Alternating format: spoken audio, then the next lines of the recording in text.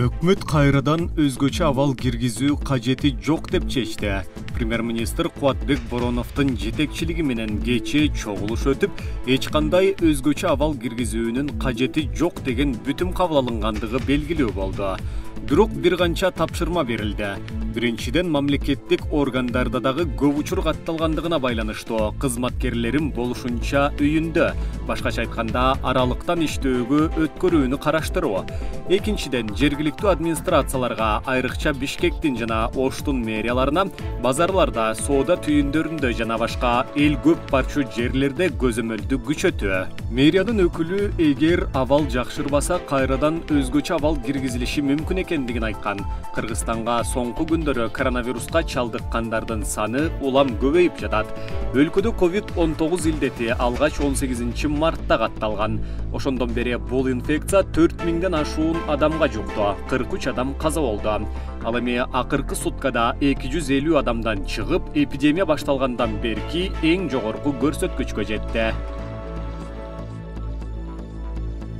Тазалык муниципалдык ишканасынын мурдагы жетекчиси коррупцияга шектелип кармалды. Бул тууралуу УКМКдан билдиришти.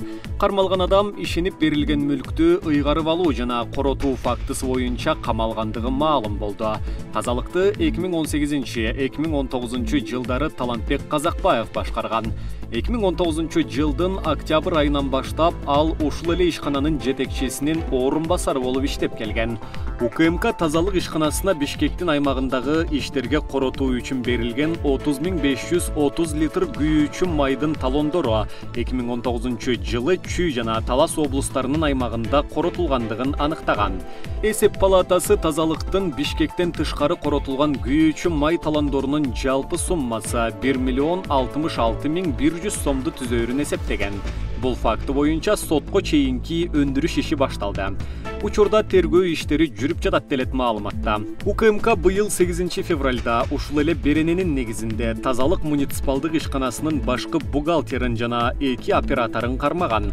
Анын алдында эле Бишкектин вице-мэри Мирлан Амантуров тазалык ишканасынын аппаратынын кызматкерлери көп айлык алат деп сындаган болчу.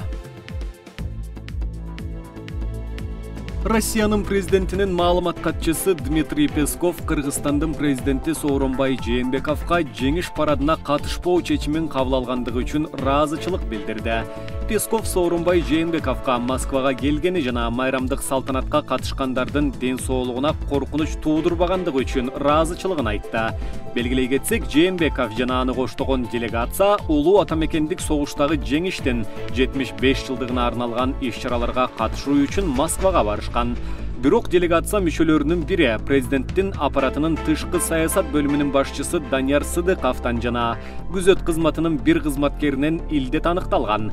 Буга байланыштуу президент парадка катышуудан баш тартуу чечимин кабыл алган.